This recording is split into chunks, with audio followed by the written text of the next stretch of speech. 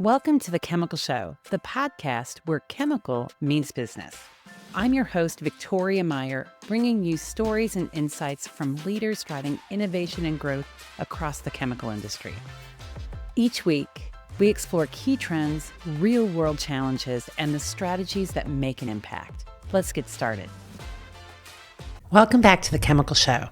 On today's episode, I speak with Jennifer Abril, who's the president and CEO of the American Cleaning Institute. We recorded this episode at ACI's annual convention held the first week of February in Orlando, Florida. This is ACI's 100th anniversary year. It's a huge milestone. And Jennifer and I talk about what's old and new with ACI as it looks ahead to the next century, including industry transformation, the importance of science-based leadership, and the challenges with regulation and innovation. Jennifer joined ACI in late 2025, and you may have heard some of her previous interviews on The Chemical Show when she was president and CEO of SOCMA, another industry group. And Jennifer and I talk about her first months at ACI, what she's learned from members and partners, and I know that she's embarked on quite a listening tour to engage with its member companies, and how that is shaping her leadership and shaping ACI for the next century. I hope you enjoy this interview. Jennifer, thanks for joining me today. Thank you for having me. Thank you for being here. So let's just start with talking about the conference itself. Yep. So we're here in a new location. As we say in 2026, ACI has a new location, a new leader, and starting a new century. Tell us about that. Yeah, it's an exciting time. I am absolutely thrilled to be here during this year. It sort of feels like everything was meant to be, all new at the same time. But we are really excited about where we are and where we're headed. This was a great opportunity for us to grow the convention. People loved our old location, but we were out of space. Yeah, and so we were bursting at the seams, and more people wanted to come. More meeting rooms were needed. And so we found another location, and things have been terrific this year. We have record attendance. So just about 1,400 people here. That's excellent. Really important, critical for the supply chain to get together. So I can't tell you how many people have told me that this is the most important week of the year for them and their companies. Absolutely. And I think to your point about record attendance, which is amazing. So congratulations. Thank you. Because there was a few people I've talked to that said, I'm not sure how this is going to be, given the year that we've just wrapped up with 2025. In fact, let's be honest, the last handful of years have not been easy across the industry. So I think the new venue has worked out great. You know, people coming together, as you say, having really critical meetings is so important. Yeah, and that was something we were taking a close look at. In fact, our executive committee was particularly interested in tracking the numbers for exactly what you were saying. They really wanted to understand whether we would be able to keep up our attendance based on, the state of the association, the state of the industry right now. And would the same number of delegates come from each company? How would the numbers shake out? But having record attendance, I've talked to a number of people who have said, that really is a big indicator, not only for the through line on the health of the industry, but also that you really can't take a step back when it comes to being here and being present at this convention. Yeah, absolutely. And as you say, it sets the stage for the year ahead, 100%. Which is great. Yep. So let's just talk a little bit about what's going on with ACI. So centennial year. Yes. Which is huge. Absolutely huge. Yeah. So, what does it mean for you and for the organization to be, personally for you to be leading ACI at this juncture in time, but also just for the organization as it looks at not just the past century, but the century ahead? First, I'm incredibly proud to be here. I have had the pleasure of working all throughout my career alongside ACI and its predecessor, SDA.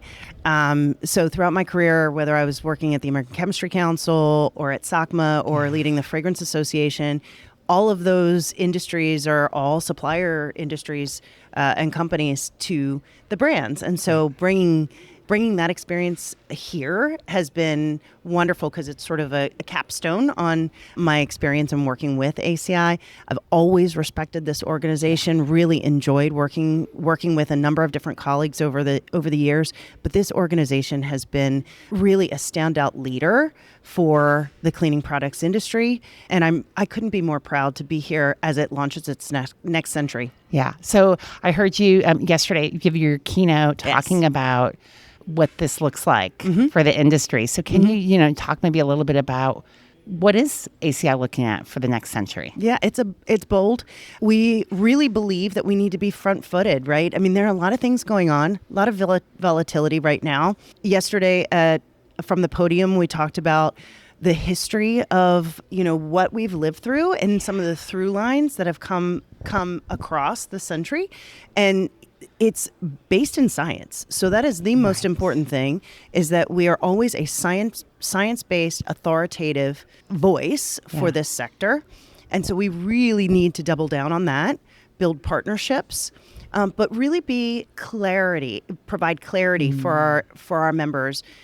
This is such a volatile time, a lot of uncertainty. People are looking for help in trying to understand what's happening. Yeah. And the more that we can provide the support, the clarity, the consistency, and the advocacy to make sure that we are putting our companies in the best place to engender consumer trust and to spur innovation, then that's where ACI needs to be. Yeah, I think that's great. And I think, so I've been around the organization since it was SDA. So, also, one of its predecessor names, at least, right, as the organization evolves, and have always seen as you say, the science-backed work, the work around regulations, all those topics. But when I talked to somebody here this week, one of the things he said is how ACI really helped their company when they were looking for insights to get into a new market. And I was like, wow, number one, wasn't fully aware that was something that was available. Right. But it also just, again, goes to show to that connectivity, the clarity, because you don't know the markets you're going into without that clarity. So I think that's really key. Yeah. I think a lot of those insights are really exchanged here during this week, which is why, that is such a critical part of what's happening here. Yeah. But also, through the year, through consumer insights and some of the projects that we work on, we really try to bring that into our advocacy and our messaging. Yeah, I like that. And then the other piece on this was around science. And I had the opportunity to meet with a variety of people here and, attended some really cool sessions that people had set up just for specific to their company. And that theme of science and getting really grounded in how to make things better, how to connect chemistry and biology and consumer needs in a really thoughtful, scientific way comes through. That was an enormously consistent theme throughout my listening tour. Okay. This concern that consumers don't know where to go for trust in science, in science-based information. And so our team has done a very good job over the years from a communication standpoint, trying to counter any misinformation. But we do live in a fast-paced world where social media has given people license to say anything. Yeah, let's call it what it is. Exactly. Yeah. And so somebody described it, I like this, as a bring your own science environment.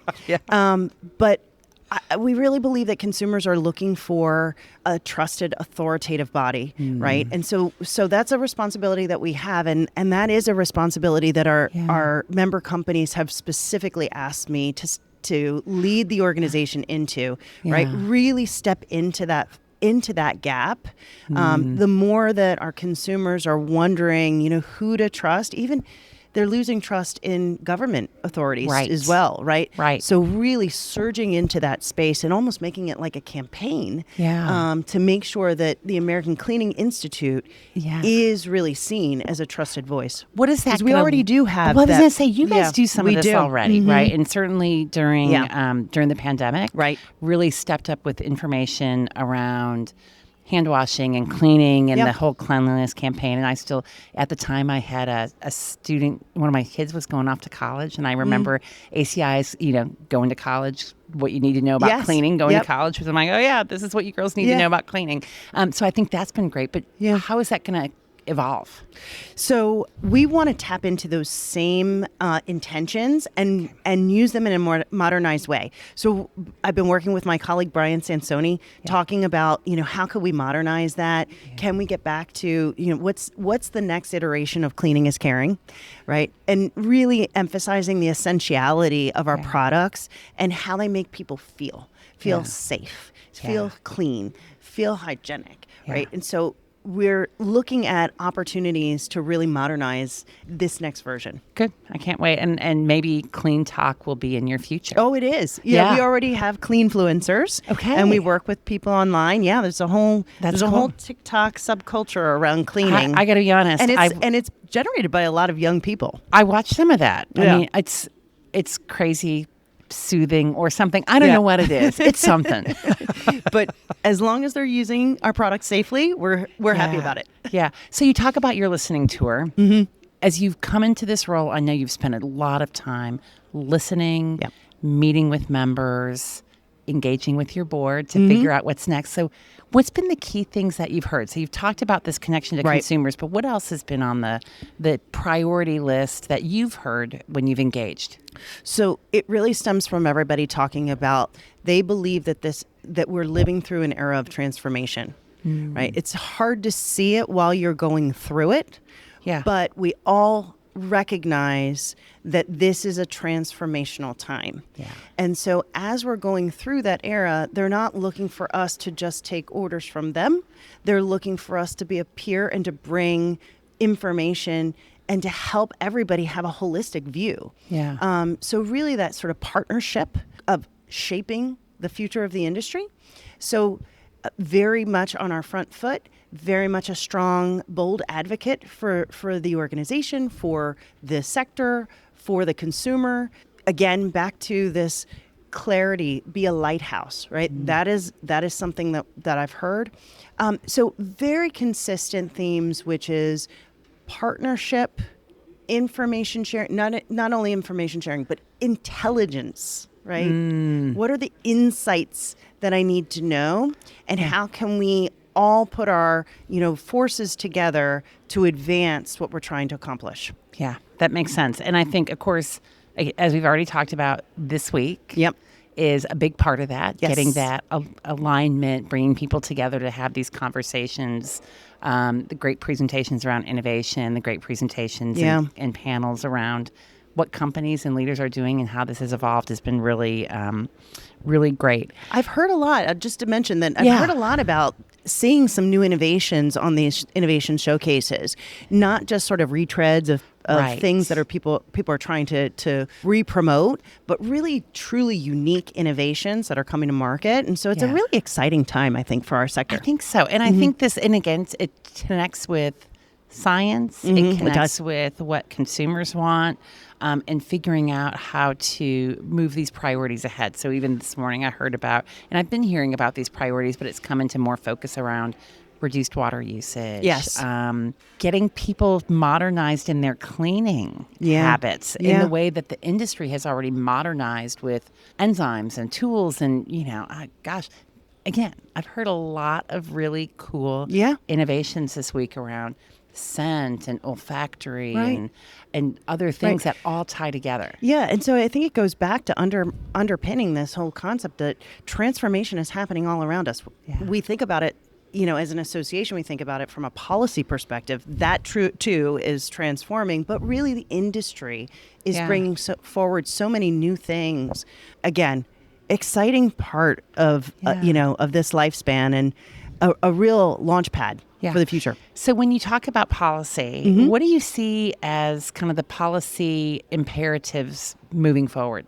The first and most important thing is to get new chemistries to market. So the innovation pipeline, we appreciate how difficult it has been for the last many years, I would say the last decade, trying to move new chemistries to market. It is frustrating to companies, to say the least. As an organization, we have been advocating for a quicker pace, clearer decisions, more durable understanding of what the regulatory requirements not only are, but how EPA is likely to look at a new material. Yeah. So we're looking for sustainable solutions, not only in the products, but rather from EPA, that we can really understand and appreciate what is the mechanism to bring a new chemistry to market, how long will it take, and what will my permission look like when I do get an answer. So far and away, modernizing the TSCA process, the new chemicals process under TSCA, is the highest priority. Yeah. After that, we do look at a number of different ingredients that are under pressure, which we've done an amazing job trying to really refute any kind of misinformation around those. Right. Do you see a pathway to modernizing TSCA? Because I know this is something every chemical industry group is asking for right now. Yeah. Is it getting clearer? So I have to say, I have the greatest amount of hope that I've had in this last decade, and that's because we do have a number of very strong leaders inside of EPA's chemicals division that understand industry's challenges. And I think that while we are not seeing it from the inside, I have faith that they are working on solutions that will unclog some of the bottlenecks and make this more predictable in the future. Yeah. So we've talked a lot about ACI's leadership in the industry. What does that look like for you personally, Jennifer? So you've gone from leadership role now into a new leadership role. Yeah. How do you hope to make a lasting difference at ACI? So this is a really special place for me to be because I have been personal friends with my two predecessors here at ACI. Wow. So Melissa Hochstad, who previously was the president here, has been a personal friend of mine for 20 years. We, in fact, used to work together a long time ago at the Specialty Chemical Association at SACMA. And then prior to her, Ernie Rosenberg. I was friends with him. I've been to Ernie's house and been to Ernie's birthday parties. So, really appreciating the quality and the level of leadership that this organization has had. I'm really honored to carry on the mantle. And so, mine is a different personality, but new leadership for a new era. And, when you celebrate a milestone, it's a really wonderful opportunity to take a fresh look at how can we be positioned and where, what are the challenges for the future and how can we be creative in making sure that we are positioning the industry for the greatest success. Yeah, I love that. Well, and I will say personally, Jennifer, when you were named president, number one, I was like, oh, I think Jennifer's in line for this. And I was like, oh, yeah, I'm right. But also I recognize that the strategic insights that you bring thank you. To your approach to leadership and to the organization is going to be hugely valuable here at ACI. Yeah, well, I'm already having a blast. Everybody has been incredibly welcoming. And so I'm really thrilled. Can't wait to continue to get to do all the wonderful things that we're going to do as an industry. It is a great group and a great industry. So what's next? So we're sitting here really at the front end of 2026. Yep. What should we be looking ahead for with ACI? Busy year. It's an election year. So that I guess it is. Yeah. So things we anticipate will be fast and furious up until, end of summer. At which point we'll get into heavy campaign season. So the first half of the year, we're anticipating, quite a bit of regulatory and legislative activity. And then we're looking for an opportunity to define our new North Star. So I'm working with the board and our strategic advisory committee on developing a new vision for ACI and for the industry so that we can launch that. We hope to have a centennial celebration in Washington, D.C. a little later in this year for policymakers. That'll be exciting. And then we can launch our new strategic vision there. I love it. Yeah. Sounds great. It's going to be great. A great year ahead and a great century ahead. Absolutely. Yeah. Well, Jennifer, thank you. Thank you so Likewise. much for joining me today. Yeah, thanks for having me. Absolutely. Thanks for being here. Thank you. And thank you, everyone, for listening. Keep listening, keep following, keep sharing, and we will talk with you again soon. Thanks for joining us today on The Chemical Show. If you enjoyed this episode, be sure to subscribe, leave a review, and most importantly, share it with your friends and colleagues. For more insights, visit thechemicalshow.com and connect with us on LinkedIn. You can find me at Victoria King Meyer on LinkedIn, and you can also find us at The Chemical Show Podcast. Join us next time for more conversations and strategies shaping the future of the industry. We'll see you soon.